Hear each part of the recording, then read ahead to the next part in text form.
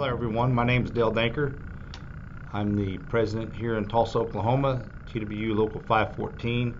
Wanted to give a quick summary of reports I gave out at the membership meeting yesterday, just kind of summarize it. And it's there's a lot going on, so it was a lengthy report out at the membership meeting. If you wanted to get the full frontal front of it, please come to a membership meeting and we can talk, as long as folks want to listen and answer questions. And I thought they were good meetings. Some thought that they were not good meetings. So to each their own, I guess.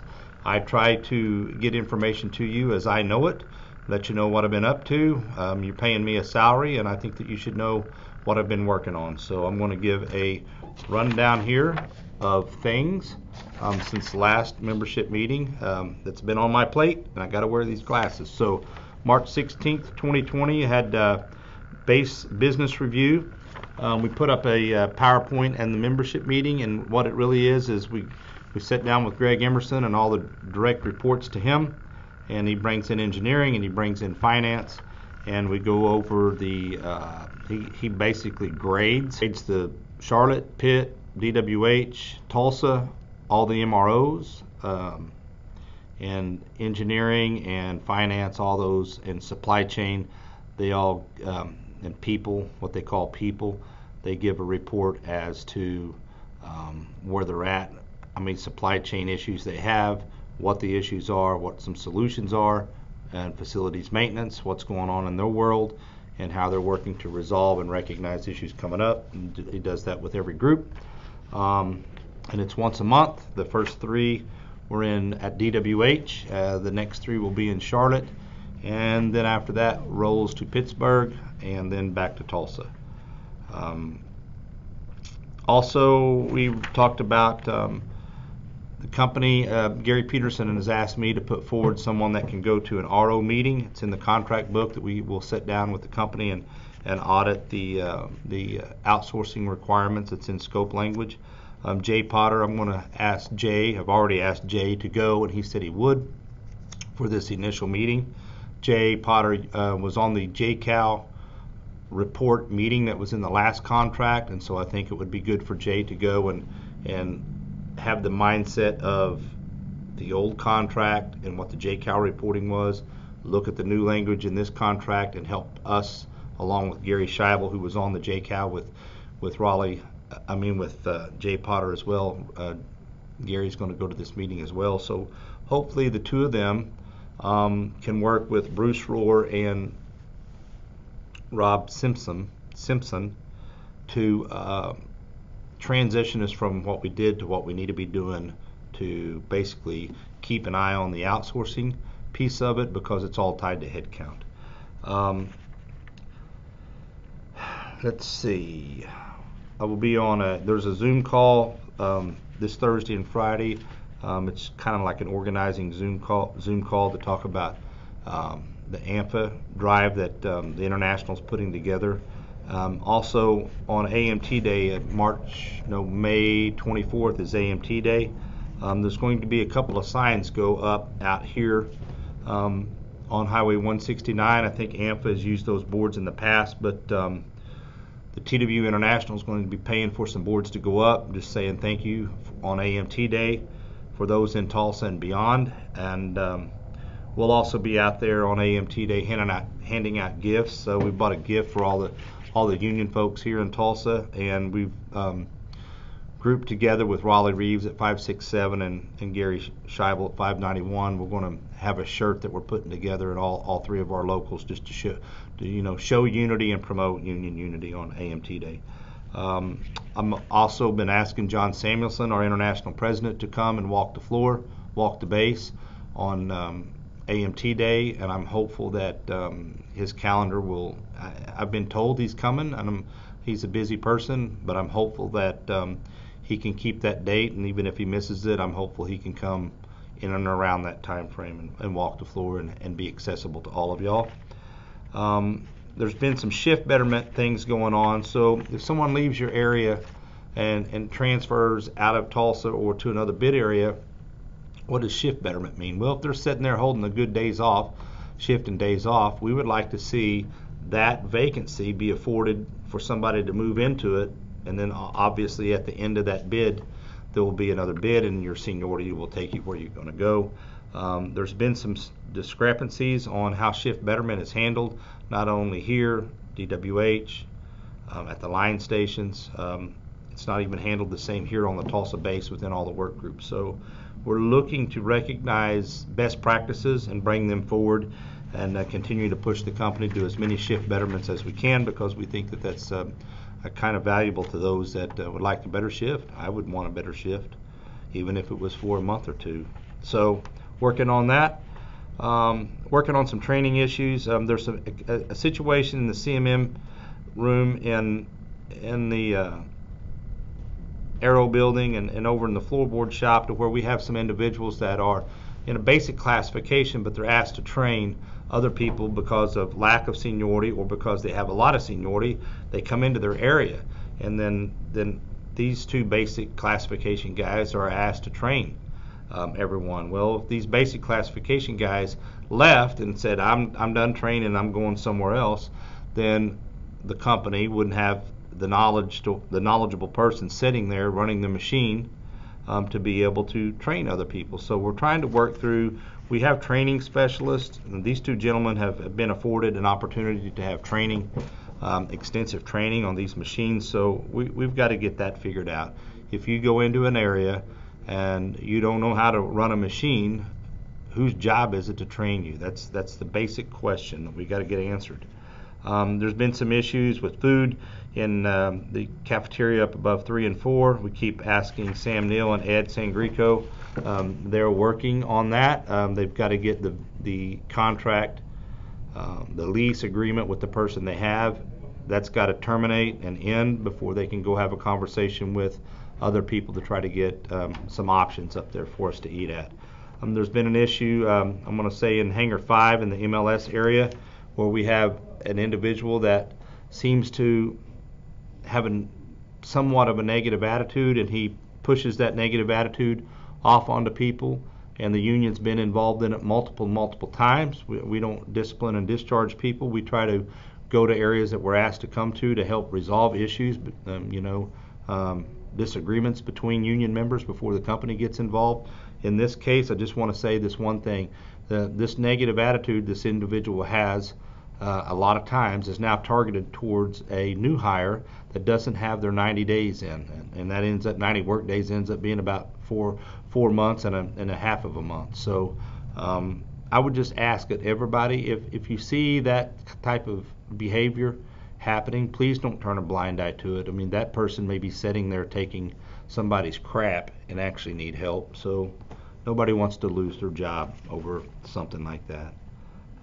We did have a weather event a month or so back, and we were late getting our blast out to everybody because the managing director here in Tulsa this past time has told me, Dale, I don't have the people in inspection report to me, I don't have facilities reporting to me, and I don't have stores reporting to me, so I can't speak on their behalf, but I'm going to handle the areas that I have like this, and I'm going to send them an email, and I'm going to ask them if they would like to. This is how I'm handling it. And so it took us into the evening and phone calls trying to get everybody to say, this is what we will do. If there's a weather event and you have DAT or comp, we'll allow you to use that. If you don't have that, it'll fall to VTO. I did have a conversation with a shop steward out in Hangar 5 on March 10th. There is a backlog of grievances, and since I became president in 2013, there has been a backlog. It's been worked down. It's came back up, down, up. We got into 5 years of negotiations. The company and the people above our pay grade said, most of these things should get resolved through negotiation, getting a new contract. Some of the stuff prior was handled through the bankruptcy court, and we've handled those things. The VP here at the local has handled a lot of that stuff as it's come forward. But right now we are told that we can take our cases from start to finish, and I've got some old cases. I'd like to work with Raleigh Reeves and Gary Scheibel. One of them is gain sharing. I would like to try to see if we can't get that in front of an arbitrator and state our reasoning for why we believe that the company owes those members during that time period some money. So we're continuing to try to get to where we can get past the talking with the company and get in front of an arbitrator. It's not an easy process. Would like to thank Reggie Jones. He's one of the FLOC committee members. Joe Brown. He's doing a pretty good job of getting new members engaged, and the FLOC team then turns around to other newer employees and younger guys and gals and trying to get them engaged. And I'd ask Reggie if he would consider maybe putting a story together, even if it was just to introduce the FLOC team and what their goal is, and get that in the digest. And now after the meeting yesterday, they would like to do more. They would like to do podcasts. And I'm encouraged to hear that, because I would love for the younger members that are faced with things that we've all been faced with when we was in their position.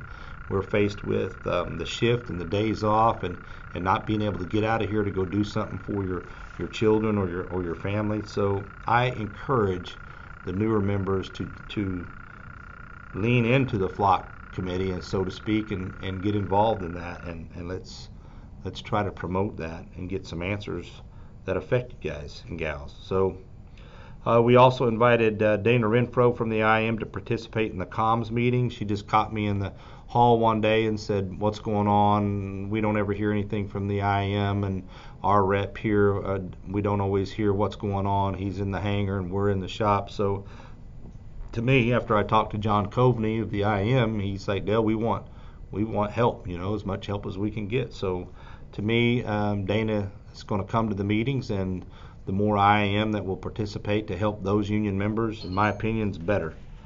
I'm still seeing cleaners that are getting upgraded to OSM. It's a handful here and there, but I'm thankful that that all classifications, when you come in at the entry-level classifications, we want a pathway forward. If you want to take it. If you're a cleaner, we want you to be able to move to an OSM. If you're an OSM, I want you to be able to move around on the base and get experience working on different parts of the airplane. There's some some OSM jobs in the engine shop. There's OSM jobs in the interior shops. There's OSM jobs in some paint and fiberglass areas. So there's OSM jobs out in the hangar. So I know that if you move around, because people have done it, they've moved around and they've gained enough experience that they're able to go to the FAA office in Oklahoma City and get signed off to get their A&P ticket and move up to a full licensed AMT mechanic. We want the MSPs over in the facilities maintenance, if they want to choose to move up, there's a pathway for them, and we want a pathway for everybody in MLS if they want to try to come out of MLS and go to maintenance planner. We would like a pathway for everybody if you would so choose to take it. Delta Airlines increased their pay for AMTs. I had this conversation with Raleigh and Gary Scheibel, and they were doing some math. I did not personally take the calculator and do the math, but I asked them what's the difference in the pay rate here in Tulsa, base to base for Delta, and they said it works out to be around $1 that Delta went above us. Their base pay was substantially lower than ours, so some of those pay raises they had to have to even to get us where we're at. So if you're interested in what Delta's making, try to find the sheet that they have and go to the compensation article in our book, and there you can run the math. There's been some questions on seniority dates. What seniority date gets used for what? If you're talking about vacation, accrual, and picking vacation, it's by company seniority. But when you pick it, it's company seniority on the shift that you're on. In bidding jobs, it's class seniority, and then there's also the Javits. So situation for the premium classification. So you compete in your classification. You would compete by your class seniority in this pecking order. If it's AMT to AMT, then AMTs get first shot at it. I'm a crew chief, so I wouldn't get a shot at it before they would. If I wanted to leave a crew chief and go back down, go to an AMT job, then I would have to be, I think, in the second or third slot after AMTs got a shot at it. So just understand that there's seniority dates that mean different things. And when you go pick your shift and days off, it's by classification seniority in your bid area. There's been some test cell issues. We gave them some leniency on when they shut down the test cell over on Apache, and they was building this test cell back up here on the base to be able to handle these APUs. My thoughts were that's goodness for us. Hopefully they'll be able to come in there and grab APUs with higher thrust capacity in like the 787 that we don't have language in our contract book, and hopefully by the time we get to new contract in September 2024, that test cell will be up and running, and we'll have the opportunity to put our hands on some test cells that are not written into the contract book and try to get that language written into the book for future job protection. Right now, the engine test cell is running, but there's issues with it, and I need to talk to Bo, the director of Aero, and I need him to commit to me an end date on any other outsourcing engines going out. So we'll have that conversation. We're working on printing some contract books. They added some pages when they did the last amendments to it. It's nothing more than, I think, some signature pages, and where they put them at, it caused the index to say Article 15 starts on this page when actually it starts 3 pages later. The company has said it's an easy fix and they will get to it. But what I want to show you is this is what the books will look like, that we will print with our Treasury's money, your union dues, and get you a book, because the association told the company they didn't have to get you a book because they were losing money through the pandemic. But this book right here is about $5, spiral bound. This one will be the M&R light blue. The MCT guys down in Dallas, this one is kind of a yellow, looks like yellow snow. MCTs. Stores book will have this cover on it to distinguish it. And then for our maintenance training specialists, used to be our old tech crew chief trainers, you can't tell it on this video, but it's kind of a lime green. And so we will get them printed off and we'll get them out there. All of the officers will get out, and we'll probably have to have some steward help too to get the books handed out. There was an issue in the toilet shop. So this is what probably all of you see or witness at some point since we've had this contract. They're trying to figure out how they can have the least amount of crew chiefs by the crew chief ratio. So over in the toilet shop in the CAM building, they decided it wasn't more than an economic situation. Like, hey, we'll go down to 3 mechanics, 3 OSMs in the toilet shop, and we can take the crew chief and send the crew chief over to the seat shop. And then if we get backlogged over in the toilet shop, then we will put a job assignment person, we'll just assign them back to the toilet shop. Well, that's what they've done. So their end around on moving crew chiefs around to save money has caused them to have to labor loan a guy back into the seat shop. That ratio now is there's 4 guys in there, so you got to have a crew chief. So they're offering overtime for a crew chief out of the seat shop to now, which that's where the crew chief moved to. They're offering that crew chief to go work overtime in the toilet shop. In essence, costing them more money than the decision had they had just to leave it.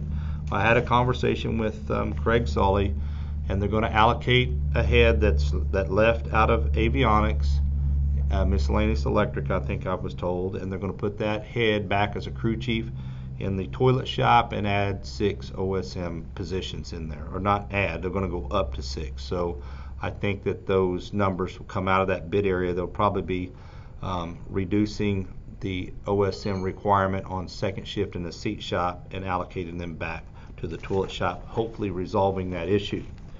March 22nd of 2022, we met with the MD of the base, and it's what we call our local comms meeting. We discussed in detail the discipline points that you're getting for calling in sick using your negotiated sick benefit. I still want grievances for those. You get points. There's a place in JetNet that you can go and see if you have points, and I would like a shop steward to file a grievance on that. The International has filed a grievance on that, we're told, and they're at the point now to go pick an arbitrator and set an arbitration date. I'm hopeful we'll hear more about that soon. When I do see Mr. Peterson, I always ask him where we're at on that. I asked him in Fort Lauderdale. He said, this is where we're at. Got to strike arbitrators and get a date. I did meet with, well, let me go back here, our comms meeting. I asked San Greco if they would consider increasing vacation slot weeks on and around Memorial Day, the week before, the week after. He said they were looking at it. I had a grievance meeting scheduled to try to go over crew chief grievance issues. And those crew chief grievance issues, the reason I thought we might be able to settle them is because we have this list of items here that Mr. Peterson and maybe Tom Regan, I think, sat down with the company and got to a point where they say agreed, open, or not an agreement.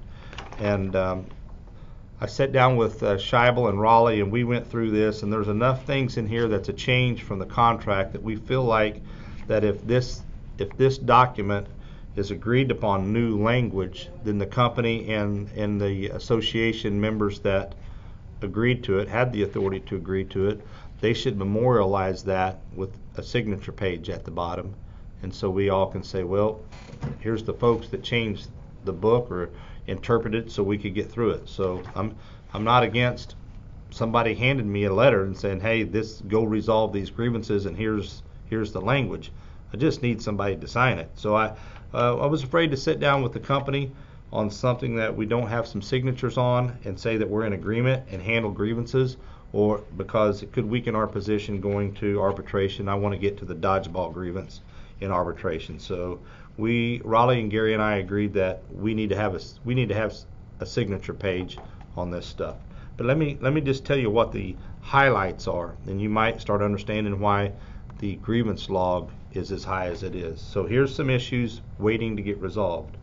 There was a break writing settlement, and I don't think that Mr. Scheibel's in agree with that, but it does say there was a settlement. So that was a line issue. In theory, it looks like it's resolved. We have field trip issues. We have attendance policy issues. Seniority list issues. Holiday pay for unpaid FMLA, OJI, or military leave issues. Outsourcing report issues. Interview scores held by the company issues. Employee calls in sick or requests a DAT issue. Fuel tank vendor issues, A and B. Use of designee for taxi and run-up issues. Functional check flight. There's 5 planner scheduler issues. Directives or assignments will not be made to cover vendors' lack of staffing or correct errors in facilities maintenance issues.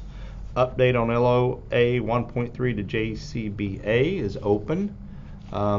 Field trip, 1, 2, 3, 4 field trip issues. Swap, we've got 4 issues lined out in swap. We've got 3 issues lined out in overtime. Crew chief ratio issues starts here and goes to here. Relief premium pay issues. Inspector work issues. And MSP vacation bid issues. They did get a settlement for the trial period grievance that was out there. We have a settlement on that. So those are some things that without somebody signing a page and saying here's the new language, go for it, it's hard to resolve issues, grievance issues.